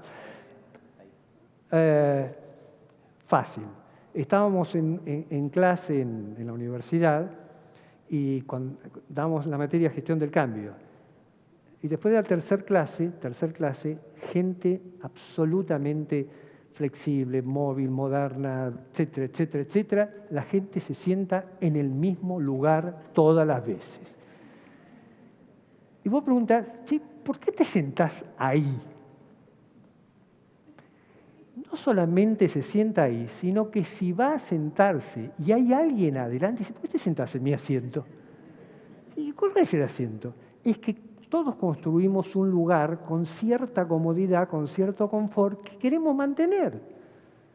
Entonces, estigmatizar el tema de la resistencia al cambio ha sido uno de los peores errores y estigmas que tenemos frente a la gente. Ahora, el otro tema es cómo lograr incorporarlos a un proceso que entendemos que es valioso. Pero eso es otra historia. Duelo. Hace falta procesar duelos. Hay pérdida, pero también tenemos que decir, en toda continuidad se gana y se pierde. Decía muy lindo Rebeca el tema del riesgo. Uno descubre algo bastante sencillo. Uno toma en cuenta todos los riesgos de hacer algo distinto. Pocas veces toma en cuenta los riesgos de seguir haciendo lo mismo. Es impresionante.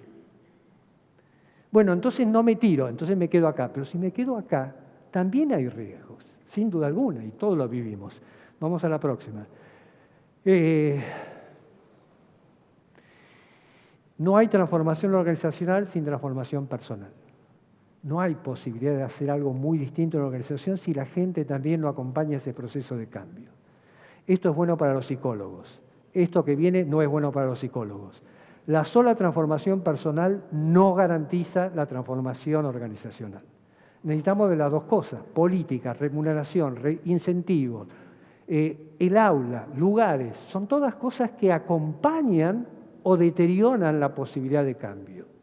Entonces jugamos, esto es para los ingenieros, necesitamos que también generen las posibilidades para que las cosas ocurran. Incentivos, chiquito, me voy a ir, no me va a alcanzar. Incentivos.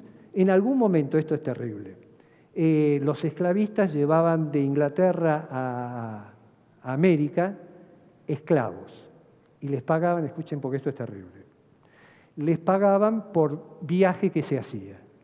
¿Qué pasaba? Desde Gran Bretaña hasta América moría mucha gente. Pero le pagaban igual, porque el tema era el barco. Hasta que descubrieron que le pagamos por la cantidad de gente que llega viva. No sé si es claro. Llegaron un montón de gente viva, porque cambió el incentivo. Entonces hay cosas que tienen que ver con qué operamos para que las cosas ocurran. Sigamos un poquitito. Esto voy a hacer muy rápido, pero quisiera dar tips nada más para esto, por lo menos de experiencia que estamos viviendo. Primero, los procesos de transformación organizacional, yo no sé hace muchos años, pero están atravesando todo tipo de organizaciones. Periodismo, empresas, escuelas, hospitales. Estos procesos, y hay un culpable maravilloso, que es la tecnología, que es Internet. Ha cambiado brutalmente todas las cosas que, de algún modo, y por eso se habla a veces de cambio 1. Cambio 1 es mejorar, agregar, y cambio 2 es transformar. Estamos en ese proceso. Primera cuestión, voy a ser muy rápido en esto. Tener un sentido. Se llama razones para cambiar. Rebeca utilizó un término que me gustaría rehilar, lo que me encanta, que es narrativa. Hay una historia que contar. Es esa historia la que convoca, involucra a la gente a sumarse a un proceso de cambio. Una historia hay que saberla contar, hay que construirla, hay que trabajarla y responde a varias preguntas. ¿Por qué vamos a cambiar? ¿Para qué vamos a cambiar? ¿Con qué nos vamos a enfrentar en el camino? ¿Cuáles van a ser algunas de las señales que vamos por el mismo lugar? ¿Qué va a requerir de la gente? ¿Qué va a requerir de nosotros? Tenemos que contar una historia. Gardner también decía que el liderazgo surge por las historias que cuenta alguien y que son creíbles para seguir esa historia. Entonces, tener el sentido, un instrumento es tener una idea de por qué. Razones. Rápido. La gente y todos nosotros cambiamos cuando ya no tenemos otro remedio. Error. El mejor momento para cambiar es cuando nos va bien. Cuando nos va bien tenemos espalda, recursos y tiempo para ver y explorar. Cuando nos va mal, lo único que podemos hacer es reaccionar. Entonces, el momento es cuando efectivamente estamos en el mejor momento institucional, ahí pegar un salto, ahí podemos explorar y equivocarnos.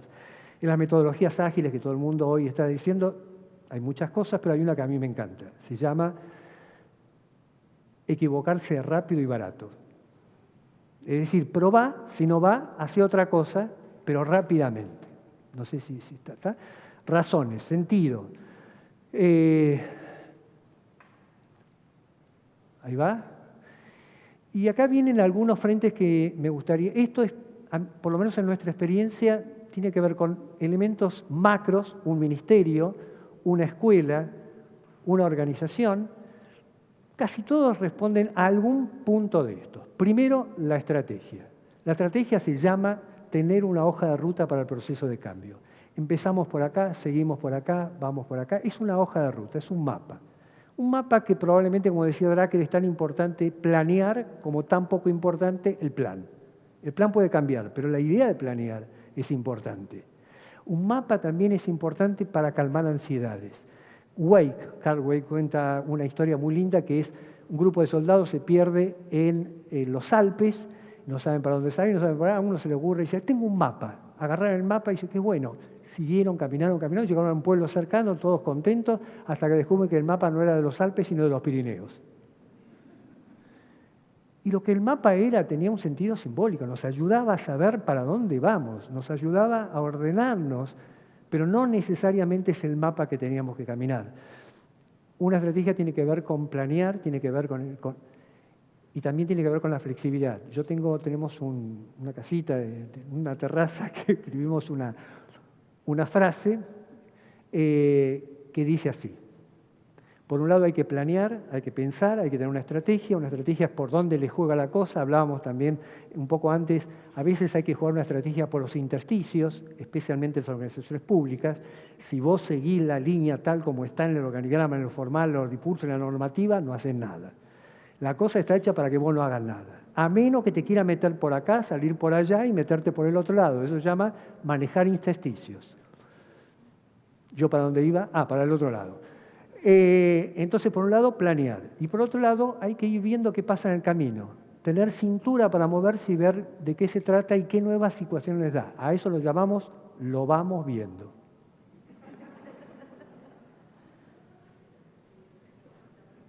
Y lo vamos viendo. Ahora, si uno pide que seguir, uno tiene que ser leal ¿a qué? A la situación, no al mapa. Y entonces tiene que tener la flexibilidad para ir repitiendo. Solo no, con el grupo con el que estás trabajando.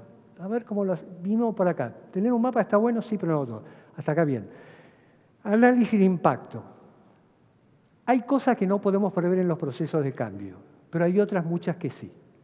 Y muchas veces, por no prever lo que podemos prever, nos encontramos a la vuelta del camino y ahí ya es tarde. Para eso a veces hay un pequeño dispositivo que se llama taller de preguntas frecuentes. Antes de lanzar un proceso de cambio, piensen todas las cosas que le van a preguntar antes que le pregunten. Porque seguro que el 80% de las cosas que le van a preguntar, ustedes ya saben que le van a preguntar. O lo preparan o se van a encontrar con la pregunta sin entrenar la respuesta. Entonces, análisis de impacto, hay cosas que son imposibles de capturar en el futuro, pero hay otras muchas que sí. Hay que trabajar sobre qué impacto va a tener esto. Nosotros damos un premio al mejor docente. Está fenómeno. Ahora, pensar el impacto que va a tener en los demás que no reciben el premio. Porque si no pensás en eso, te encontrás con que eso que iba a ser una fiesta puede ser un problema enorme. Y eso es fácil. Eso es posible de ser pensado. Lo que no es posible de ser pensado es la pandemia. Brutamente, pero hay muchas cosas. Eso es análisis de impacto. Quienes trabajan en esto, bueno, mapean en la cultura, en los procesos, en los sistemas, en dónde va a impactar esto que voy a hacer.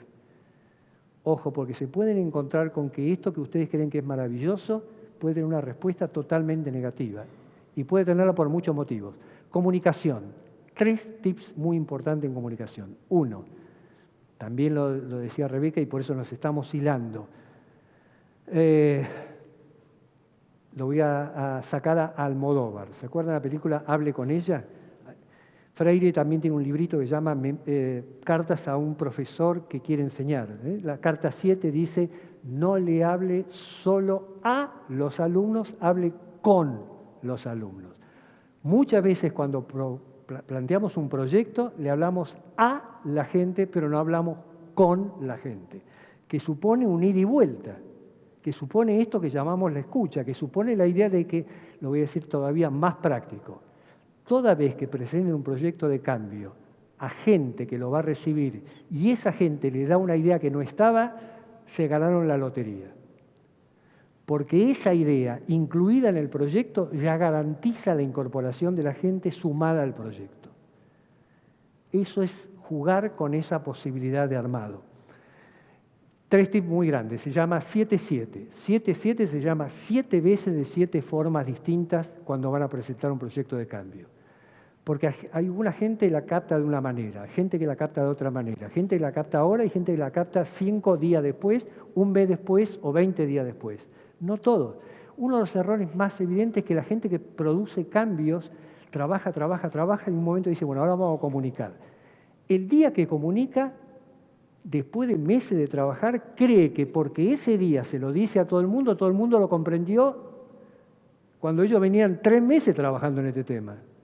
Y después dicen, pero yo lo comuniqué. ¿Cómo lo comunicaste? El otro no escuchó. ¿Se acuerdan que una cosa es distinción? Una cosa es decir y otra cosa es escuchar. No porque uno dice, el otro escucha. En este caso creemos que ocurre eso. Espero que ocurra eso, pero no importa. 7-7. 7-3. Segunda tip. 7-3 se llama, cuenten por qué vale la pena hacer el cambio que vamos a hacer, si no, no lo harían. Pero guárdense el 30% para decir todo los problemas que vamos a tener con este cambio. Porque si no lo dicen ustedes, lo va a vivir la gente. Y si lo vive la gente, se los va a facturar a ustedes que no dijeron nada acerca de esto que va a ser maravilloso. Entonces es muy bueno decir, che, pero esto no va a costar. Recuerden a Churchill. Churchill le prometió a los ingleses, cuando tenían que entrar en la Segunda Guerra, 3 cosas. Muy bien. Sangre, sudor y lágrimas. Esto era tomado de examen, ¿eh? Sangre, sudor y lágrimas. Pero vamos a ganar la guerra. Pero no va a costar esto. Cuando dicen no va a costar esto, ahí tienen el mayor capital que tiene un grupo que está provocando cambios, credibilidad. Porque puede anticipar no solo lo que va a lograr, sino también lo que va a costar lograr eso. Y eso es respeto, ¿eh? Cuando no escuchen este 30%, créanme, no los están respetando, sino que les están vendiendo y no comunicando un proyecto. No sé si es... ¿Cuánto me queda? Amadeo, decime. 10, maravilloso. Comunicación, 7-7, 7-3. Nada, hasta ahí llegamos. Diseño político. Los procesos de cambio son un proceso político. Se juega con el poder. No hay... Primero, pueden venir de cualquier lado, pero si no se declaran desde el nivel de poder no existen como modelos organizacionales. Entonces hay un juego de poder. Y como juego de poder van a tener que negociar, van a tener que manejar conflictos, van a tener que formar coaliciones que acompañen ese proceso, aliados, van a tener que va a jugar gente en contra. Voy a decir algo que después podemos discutirlo. Toda vez que algo anda mal en una organización, alguien se beneficia de que anda mal. Y ese que se beneficia que anda mal en la organización va a jugar en contra del cambio, lógicamente.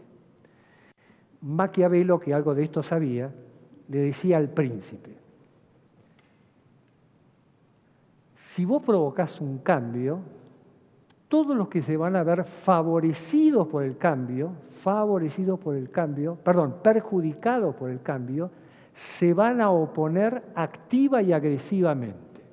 Nada nuevo.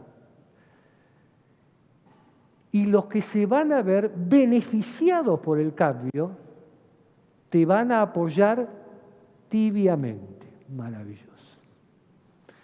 Maravilloso. Los que se oponen con todo. Y los que te apoyan, a ver de qué se trata. Si va bien y estás en el escenario, te aplauden. Y si no, fuiste vos. Así que ese va a ser parte del desafío de quien conduzca, lidere los procesos de cambio, el grupo que se hagan, jugar esa situación. Es un juego de poder, no todos se van a sumar a ese proceso. También es importante esto. Y esto ni bueno ni malo tiene que ver con un fact de la vida. Hay gente que va a mirar la cosa y se va a sumar con todo. Hay gente que va a mirar para dónde va la cosa y va o no va según para dónde va la corriente. Y hay gente que puede no sumarse. Ahí hay un desafío muy grande.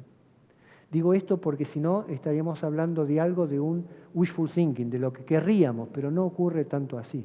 Y es un tema ese. Tema político, gestión emocional. Cada una de estas cosas, lo voy a decir de esta manera, cuando armamos un proceso de cambio vale la pena, es como si tuviéramos frentes. En cada una de estas cosas hay que pensar para poder generar un proceso organizacional de cambio. Gestión emocional. Voy a hacer un plagio a un señor que se llama Drucker. Drucker decía: la cultura se come a la estrategia en el desayuno. Esto quiere decir que más allá de lo que quiera hacer, la cultura fuerza de tal modo que neutraliza cualquier estrategia. Yo lo voy a decir de esta manera: la emoción se come a la razón en el desayuno. Es decir, el proceso de cambio es un proceso muy emocional. Y gestionar, trabajar con esas emociones, recordemos que el centro es la persona, es un tema clave. Todo proceso de cambio trae miedos, y es lógico que lo traiga. Trae temores. Pichon Rivière, un psicólogo de hace muchos años, decía: miedo a la pérdida, miedo a lo que pierdo y miedo al ataque de lo que viene, porque no sé cómo hacer. Alguien que sabe, recuerden la persona que escribía 224.000 palabras a máquina, de repente no hay más máquina y tiene que pensar otra cosa. Y hay una pérdida, un lugar determinado. De repente el maestro ya no está sentado acá y es el dueño de la cuestión. Intercambia e interactúa con la gente y hay algo que se perdió. Cuando éramos chicos nos llamaban a la dirección y ¡wow! Había que ir a la dirección y los padres miraban al chico y le digo: ¿qué hiciste? Hoy el problema es que lo miran a la directora y le dicen: ¿qué hizo con mi hijo? Hay una ruptura de un contrato familiar que es muy complicado para manejar. Entonces hay miedos, pero también hay esperanzas. Un proceso juega eso y además hay flujos emocionales. Para mí una metáfora hermosísima que se las recomiendo, está en YouTube, es Zubin Mehta haciendo el bolero, el de Ravel. Él dice cómo tenemos que cuidar a esos músicos para que llegue al compás número 16 y no se cansen en el camino, porque el proceso es largo. Los procesos de cambio más profundos son más largos, como lo planteabas vos. Entonces, ¿cómo lograr acompañar eso? No es una carrera de 100 metros, que corres con todo y a los 100 metros ya está. Acá vas a tener que ir y volver. Los procesos de cambio no son lineales. Vamos bien, y de repente vos decís, ¿cómo puede ser? ¿Fuimos 10 pasos para atrás? Sí. Porque los procesos no son lineales, como no es la historia lineal. Entonces tenemos contradicciones, cosas que van, cosas que vienen. ¿Cómo manejar ese proceso? ¿Cómo celebrar los pequeños logros? Estoy 5 minutos. 5 minutos me alcanza. En Argentina hay un lugar que era icónico hace 40 años, ahora todo hace 40 años, que se llama Atalaya. Atalaya era un lugar que se comían maravillosas medialunas en el camino a Mar del Plata. Cuando todavía los autos eran menos importantes que ahora, las rutas eran más complicadas, llegar a Atalaya y comer las medialunas empezaba el veraneo. Los pibes salían, las medialunas, y faltaban 300 kilómetros, se había recorrido solo 100. Pero el verano empezaba en los 100 kilómetros. Eso técnicamente se llama victorias rápidas. En un proceso necesitas poner eslabones en la mitad y decir, llegamos, festejar, celebrar. Te falta un montón, pero eso genera la energía para poder continuar. Tenemos que poner muchas atalayas. Quiero decirles, no vayan ahora que no es tan bueno. Pero en fin, a mí por lo menos me decepcionó. Pero en su momento era llegar a Atalaya y empezó el verano y faltaban 300 kilómetros para llegar al mar. Entonces, también eso es gestión emocional. Saber celebrar victorias rápidas que logramos. Nos va a faltar un montón. Pero no hay que esperar al final. En la mitad hay que hacerlo. Eso lo manejan muy bien los arquitectos cuando te venden casas. Te parece que ya está y faltan 2 años todavía, pero ya está el baño, ya lo ves, ya está la casa. Falta un montón. Gestión emocional, duelo, saber escuchar, saber acompañar ese proceso. Palabras que se han dicho acá. Y la última, obviamente, se llama confianza. La gente puede entrar a los procesos cuando se siente fortalecida en la capacitación, en la formación. Si yo sé lo que hacer, tengo más confianza para entrar. Si lo que me proponen es algo que no sé hacer, normalmente voy a ponerme al costado o resistir. Entonces, capacitar, gestión emocional, análisis de impacto, comunicación, diseño político y estrategia son los frentes que uno maneja para acompañar el proceso del cambio. ¿Hasta acá estamos? Nos quedan 4 minutos. ¿2 minutos? Nada. Termino con esto. Termino con esto, nada más. Perdón, voy para atrás. Termino con 2 frases nada más que me gustaría que nos llevemos y con eso termino. ¿Estoy yendo para adelante o para atrás? Para mí es una de las cosas más lindas que yo encontré en términos de cambio. Y está escrita por Fernando Pessoa, el de los heterónimos, el portugués. Decía, llega un momento en que es necesario abandonar las ropas usadas que ya tienen la forma de nuestro cuerpo y olvidar los caminos que siempre nos llevan a los mismos lugares. Es el momento de la travesía. Y si no osamos a emprenderla, nos habremos quedado para siempre al margen de nosotros mismos. Coincido con Rebeca. A veces la literatura va mucho más allá que nuestros libros de gestión. Muchas gracias.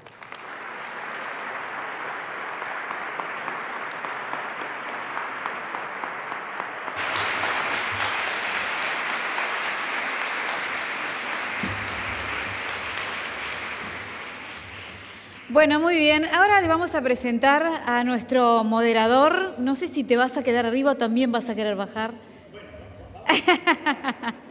Vamos a ver cómo lo hacemos. Bueno, Amadeo, Bueno, te quedas acá. Amadeo Sosa Santillán es director de Educación de UTEC, es licenciado en Ciencias de la Educación por la UDELAR, cuenta con un máster en Gestión y Políticas de la Educación y 2 diplomados, uno en Ciencias Sociales y otro en Educación. Ha trabajado en instituciones educativas públicas y privadas, entre las que se destacan la Dirección de Planeamiento Educativo de la Dirección General de Educación Técnico Profesional UTU, supervisor pedagógico en la Facultad de Ingeniería de la Universidad Ort y director de instituciones privadas. Integró la Comisión de Carrera de la Facultad de Humanidades en Ciencias de la Educación. Actualmente es integrante del Consejo Consultivo de Educación Terciaria Privada y profesor efectivo de Investigación Educativa. Así que te damos la palabra. Bienvenida, vicepresidenta. Un gusto tenerla. Bueno, ahora sí. el final, y quiero, no sé, creo que estas dos conferencias dan en un momento clave, en el momento educativo que se está viviendo en el Uruguay. Ambas conferencias. Realmente les agradecemos mucho el haber presentado esto, la calidez con que lo presentaron y la sencillez también. Eso es algo que como uruguayo y aquí con un montón de compatriotas queremos decirles. Gracias. Y les agradecemos mucho. Nos dieron muchas pistas, sobre todo para este proceso de cambio educativo que estamos viviendo, pero muchísimas pistas de cosas que vivimos. Yo vengo de la UTEC. ¿Se imaginan que fue construir el barco y saber que íbamos a naufragar? ¿No? Y dijimos, hay que mantener el barco navegando. Entonces, muchas de las cosas que ustedes hablaron nos toca personalmente. Y estamos en pleno proceso de cambio también en la formación docente en este país. Rebeca nos dejó una rica y profunda base teórica que aporta pistas claves para la formación docente. Una trama, esa que tú tejías, pero que también aporta un diseño al oficio docente desde la reflexión activa, crítica y al compromiso innovador que se necesita para una praxis reflexiva que atienda la singularidad del proceso de aprendizaje. El papel de las narrativas fue algo que nos llevó, creo que mucho, sobre todo a estos que somos bichos docentes, ¿no? Bernardo ha tocado muchas cosas. Ha hablado de los procesos de transformación y cómo los procesos de transformación en clave de gestión de cambio institucional, personal y profesional, así como revisar las posibilidades de cambio en los procesos. Nos hablaste del naufragio, nos hablaste de la transformación organizacional y el desafío de una gestión de cambio que articule con y en, ¿verdad? En contexto de clave de comunidad de pertenencia y que a su vez considere las dimensiones personales y organizacionales. Está el valor de la persona también en ese proceso de cambio, como valor agregado a la esperanza de un futuro mejor. Tengo alguna pregunta para hacerles y sobre todo, ya que nos dieron tantas pistas, en estos momentos,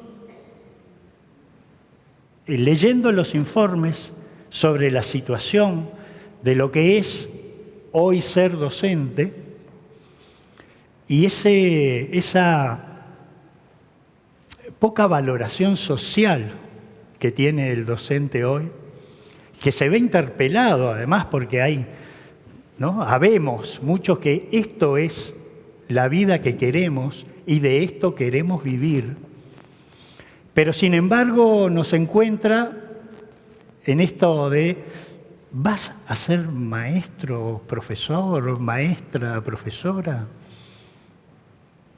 Pero que sin embargo, a pesar de esa poca valoración social, hoy tenemos alta tasa de matriculación. Esto es paradójico.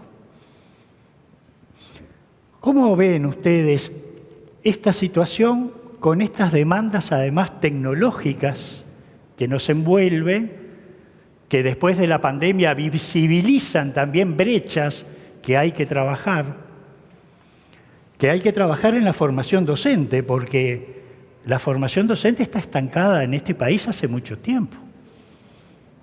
Hoy hablamos de competencias, pero en algunos momentos parece que las competencias es una mala palabra. No es ahora, esto viene de hace décadas atrás, ¿no?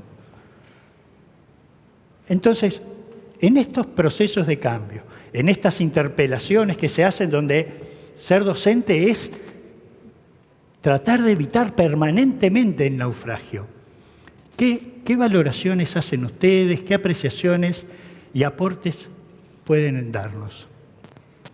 ¿Querés empezar desde el cambio? Yo creo y no voy a hablar, del tema del cambio que se lo dejo a Bernardo, pero a mí me parece que es una oportunidad para volver a pensar en el sentido y la misión de la docencia, al mismo tiempo que de las condiciones laborales.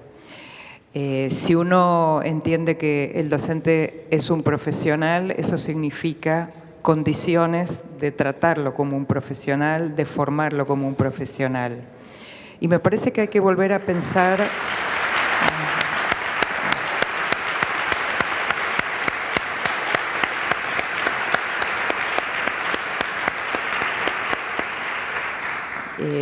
creo que la idea, romper un poco con la vieja idea de la vocación, maestro se nace, ¿no? Es formación profesional y es una formación profesional que tiene que ser elegida porque a uno le gusta y porque hay una cuota de pasión como en cualquier profesión. Entonces, me parece que es una oportunidad para volver a pensar el sentido, para poder volver a pensar cómo se traman esos hilos para formar un docente y, por supuesto, las condiciones de cambio que se lo dejo a mi colega acá.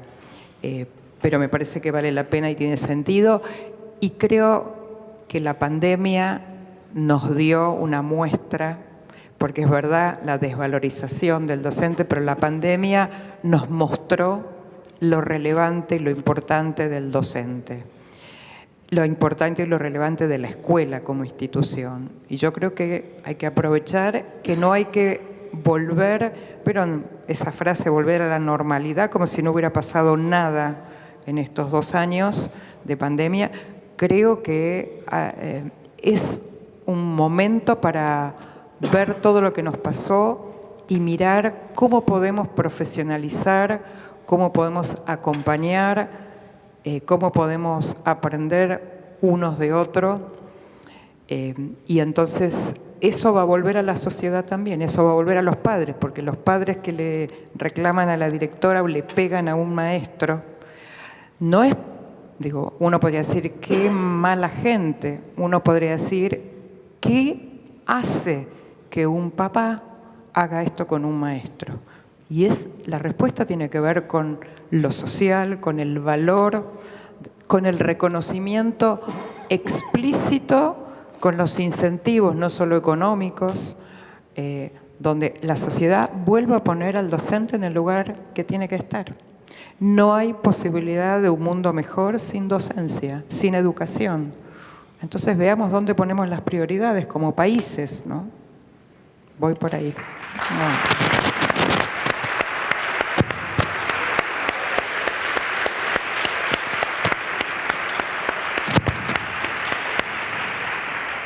Siguiendo eso, necesitamos mucha más reconocimientos como los de Sonia durante la carrera de trabajo. No hay que esperar a un momento determinado, sino en lo que es el transcurso. Cualquier proceso de cambio tiene una lógica que se llama teoría de cambio. Es por qué puerta provoca la ley de Pareto, la del 80-20. ¿Por qué 20 cosas provocan 80%? En mi opinión. Se probó con reformas curriculares, con reformas tecnológicas. Para mí, la teoría de cambio de un proyecto educativo es el docente, son los maestros, son los directores. O sea que la primera cuestión es que esto va a cambiar si hacemos hincapié en el nivel de los maestros. Y eso tiene que ver, a mi modo de ver, con 3 momentos específicos. Un momento es la formación, lo que hablaba antes. Es decir, hay un cambio que es requerido hoy acerca de cómo formarse, incorporando hasta el cuerpo. Habitualmente nosotros en la educación formal, en el magisterio, muchas veces creemos que el cuerpo es eso que cuelga de la cabeza que nos lleva a las reuniones. No digo que es algo más, ¿no? Que hace falta mirar la totalidad, formación. La segunda cosa mucho más complicada, que es políticas públicas, es cómo se acompaña el proceso, la travesía de 10, 20 o 25 años sin perder el deseo. Porque si hay algo que la rutina va generando es horadar algo que es el deseo, las ganas, hasta que llega un momento de decir en qué momento paso a la dirección a ver si descanso. Y ahí nos encontramos con un problema. Es otro problema. Tal cual. Donde tenés que descansar te vas a encontrar con otra cosa. Pero un tema es, y lo voy a decir, alguna vez lo hemos planteado, ¿sí? Esto del año sabático, ¿es un lujo o es una necesidad de renovar situaciones que permitan investigar, pensar, aprender y volver a trabajar? ¿Puede un docente recibir la carga de energía que suponen los pibes, los padres, los adolescentes, la violencia, los simulacros, y salir indemne ahí durante 10 o 15 años sin perder esas ganas?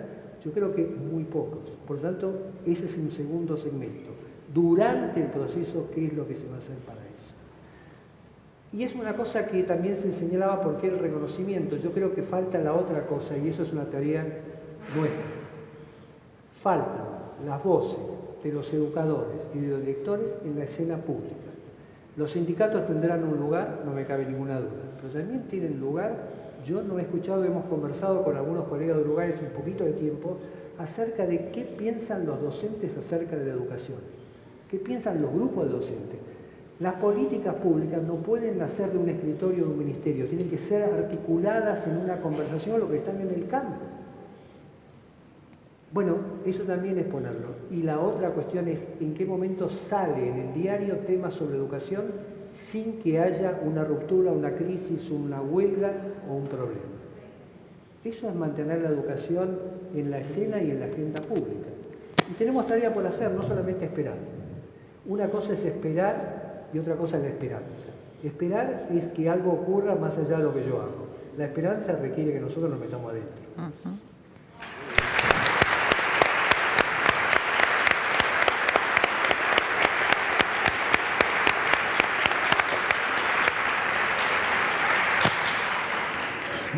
Bueno, vamos a finalizar por aquí. Es viernes. Muchísimas gracias. Y sobre todo, esto es el puntapié inicial. Mucho éxito. Larga vida al Instituto Universitario Elbio Fernández.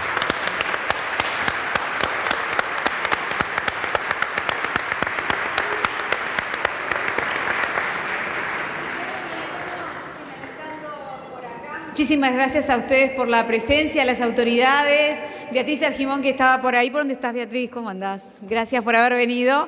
Les recordamos que la información acerca de la nueva carrera, esta licenciatura en educación, la pueden encontrar en la página iuf.edu.uy o a través de la línea de WhatsApp 095-447-243. Nos reencontramos el próximo 19 de agosto a las 19 horas también junto a la magíster Teresa Lugo, quien expondrá acerca de modelos híbridos en educación, desafíos y oportunidades para la post-pandemia. Gracias a ustedes por la presencia. Un placer.